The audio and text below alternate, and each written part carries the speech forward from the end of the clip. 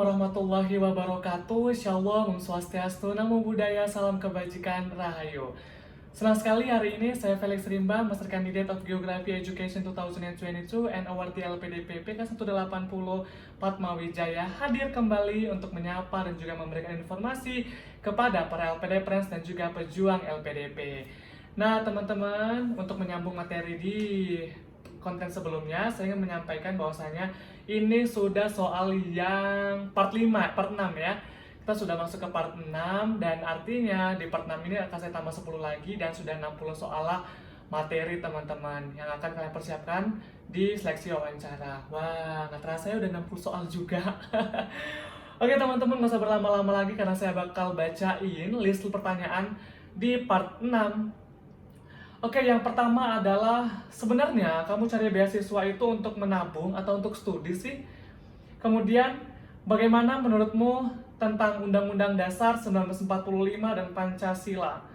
Berikutnya, apakah Undang-Undang Dasar dan Pancasila perlu diubah?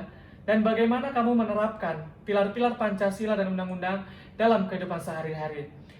Berikutnya, menurut kamu, apakah kamu rasional? Yang keenam, yang kelima ya, apakah kamu pernah melihat, apakah kamu pernah memahami radikal dan komunis? Bagaimana menurutmu? Berikutnya, apakah kamu pernah melihat kejadian radikalisme dalam kehidupan sehari-harimu? Pertanyaan ketujuh adalah, tujuan kamu kan luar negeri. Bagaimana seandainya kalau kamu mendapatkan jodoh orang bule gitu ya, orang luar negeri? Kemudian, apakah kamu akan melanjutkan studi apabila tidak diterima di LPDP? Pertanyaan berikutnya adalah, apa langkah selanjutnya apabila kamu tidak diterima oleh LPDP? Kemudian, apakah kamu sudah menerapkan Tridharma perguruan tinggi? Waduh, agak berat ya teman-teman pertanyaannya. Nah, jadi memang di sini sih banyak ya yang beranggapan aku cari beasiswa itu sebenarnya ya karena belum diterima kerja atau gimana. Makanya aku mau ngumpulin modal dulu untuk buka usaha gitu ya, maka cari beasiswa. Itu bukan pengalaman saya ya teman-teman, banyak yang seperti itu. Nah, makanya kalian tuh harus konsisten dulu, tanamkan niat ke dalam hati sebenarnya kalian tuh cari beasiswa untuk apa gitu. Walaupun kalian tuh punya tujuan juga sedikit untuk menabung, tapi sampaikan kalau kalian tuh betul-betul ingin memberikan kontribusi untuk Indonesia gitu loh teman-teman. Kenapa? Memang tidak bisa dipungkiri gitu kan, karena mungkin semua uang itu harus dihabiskan kawan-kawan. 4 juta misalnya kami di Bandung, karena mungkin semuanya itu harus dihabiskan 4 jutanya. Kalau ada lebihnya kenapa nggak untuk disimpan, kan begitu. Tapi memang di sini konteksnya adalah bukan untuk semuanya ditabung gitu loh. Nah, jadi memang di sinilah pure untuk studi gitu. Kalau tabungan itulah bonus untuk kalian. Kemudian berikutnya adalah bagaimana menurutmu tentang Undang-Undang dan Pancasila. Kamu bisa jawab dengan perspektif kamu gitu kan. Apakah kamu itu setuju atau kamu tuh berbeda pandangan dengan Pancasila dan Undang-Undang gitu. Tapi saya sarankan jangan ya berbeda pandangan karena ini untuk menunjukkan rasa cinta tanah air kalian. Berikutnya adalah apakah perlu diubah dari Undang-Undang dan juga Pancasila. Kalau kalian merasa perlu diubah, jelaskan kenapa perlu diubah. Tapi kalau kalian tetap merasa itu tetap seperti itu saja tidak perlu diubah, ya jelaskan kenapa tidak perlu diubah seperti itu.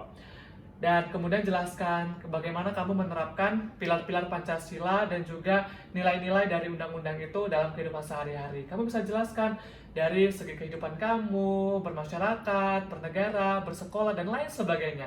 Kamu bisa jelaskan itu. Nah, kemudian berikutnya adalah, apakah kamu memahami tentang radikal, ya? Radikal dan komunis. Kamu bisa jelaskan komunis itu adalah seperti ini, contohnya seperti ini. Kamu harus paham tentang itu gitu ya, karena memang itu sangat lekat dengan kehidupan sehari-hari. Jadi memang di situ kamu harus paham tentang radikal dan juga komunis. Kemudian berikutnya adalah, apakah kamu pernah melihat kejadian radikalisme? Nah, kalau kamu pernah melihat, kamu jawab pernah melihat, dan bagaimana kamu merespon hal tersebut. Tapi kalau kamu memang belum pernah melihat hal radikalisme dalam lingkungan sekitarmu, kamu jawab aja jujur, memang tidak pernah, seperti itu. Nah, kemudian yang berikutnya adalah, menurutmu kamu rasional apa tidak? Itu kamu yang bisa menjawab ya teman-teman. Jawablah dengan versi terbaikmu. Berikutnya adalah tujuan luar negeri ya, misalnya nih Australia atau mau ke Kolombia, terserah kalian deh, yang penting luar negeri. Nah, seumpama nih gitu kan, kalian dapat jodoh orang luar negeri atau bule gitu ya, bagaimana kalian menanggapinya? Apakah kalian bakal kita nggak tahu ya kedepannya bagaimana, apakah kamu bakal langsung dilamar gitu kalau perempuan, kita kan nggak tahu. Nah, sedangkan kamu tuh belum mengabdi di Indonesia, mengabdi untuk negeri apa ya, N+1 gitu kan. Nah, jadi kan nggak enak ya gitu. Jadi bagaimana kamu menanggapinya hal tersebut gitu. Kamu tuh harus bijak dalam menjawab. Nah, jodoh itu ya sudah di tangan Tuhan. Ketika kamu dapat jodoh orang luar negeri, kenapa enggak? Tapi bagaimana kamu bisa menyinkronkannya dan menyeimbangkannya untuk kontribusi kamu di Indonesia seperti itu. Jadi memang kamu tuh harus pintar dalam membagi dan juga menyeimbangkan antara kehidupanmu dan juga kontribusimu. Seperti itu. Selanjutnya adalah apakah kamu akan melanjutkan studi apabila tidak diterima oleh LPDP? Nah, teman-teman, ini kembali ke kamu ya. Sumpama nih, amit-amit jauh-jauh kamu itu tidak diterima oleh LPDP. Kamu tuh akan melanjutkan studi tanpa LPDP atau kamu menunggu lagi LPDP tahun depan, itu kembali ke kamu. Kamu bisa jawab dengan versi terbaik kamu. Jadi itu nggak bisa dipaksakan. Oke bu, saya nggak akan lagi coba LPDP, atau saya bu bakal terus coba LPDP. Itu kembali ke kamu, gitu kan. Tapi jawablah dengan versi terbaikmu. Jangan pernah menyinggung dari pihak-pihak lain seperti itu. Nah, berikutnya adalah apakah langkah yang akan kamu lakukan setelah kamu tidak diterima oleh LPDP? Wow, sedih ya memang. Sedih memang teman-teman kalau kita tidak diterima oleh LPDP atau beberapa beasiswa lainnya yang kita lamar atau yang kita usahakan tidak diterima. Tapi bagaimana? Hidup tetap berlanjut, kawan-kawan. Nggak mungkin gara-gara LPDP kita kayak frustasi, stres, sedih, overthinking, nangis. Nggak. Itu nggak akan menyelesaikan masalah, gitu kan. Jadi memang yang harus kamu jelaskan ke interviewer adalah bagaimana sebenarnya kamu itu harus tetap berlanjut kehidupan ini. Kamu bakal tetap coba lagi LPDP atau kamu bakal kerja aja bu. Saya bu kayaknya sudah stop deh ikut LPDP.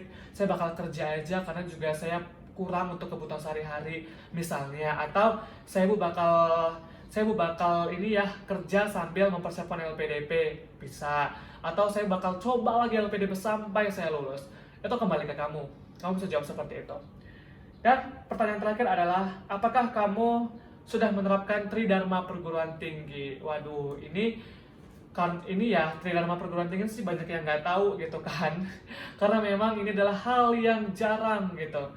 Hanya orang-orang yang ambis terkadang yang siap dan tahu mengenai Tridharma perguruan tinggi gitu ya, dari penelitian, pendidikan, pengabdian masyarakat dan lain sebagainya. Jadi memang di sini kalian tuh memang harus, kalau untuk pengabdian masyarakat kan kalian sudah, kalau kami ya dari Unimed gitu ada namanya KKN, kuliah kerja nyata. Itu kan merupakan apa ya, pengabdian masyarakat misalnya, atau kan buat lomba PKM pengabdian masyarakat, membuat gantungan kunci dari apa, itu sudah termasuk pengabdian masyarakat dan juga pengamalan dari Tridharma perguruan tinggi. Kemudian juga penelitian skripsi juga bisa, atau kalian punya paper penelitian gitu ya bersama dosen atau juga individu, nggak apa-apa kamu jelasin gitu. Kemudian juga untuk pendidikan, kamu bisa jelasin bagaimana kamu tuh di kampus gitu kan, apakah kamu tuh orangnya pasif, aktif, atau bagaimana. Dan juga kamu bisa sedikit spill tipis-tipis tentang prestasi yang sudah pernah kamu raih selama di perkuliahan itu, dari semester 1 sampai di semester 8. Kalau kamu itu lulusnya 3 tahun 2 bulan ya, ada yang seperti itu, ya kamu jelasin bagaimana kamu itu bisa menyelesaikan kuliah dengan cepat gitu, apa tips and triknya. Kamu bisa jelaskan seperti itu. Jadi teman-teman semua, sekian aja 10 pertanyaan di part 6 ini. Jika kalian memiliki pertanyaan ataupun saran ya terkait dengan beberapa pertanyaan lagi tambahan di part 7 nantinya, boleh tulis di kolom komentar. Sekian dari saya. Wassalamualaikum warahmatullahi wabarakatuh. Bye-bye.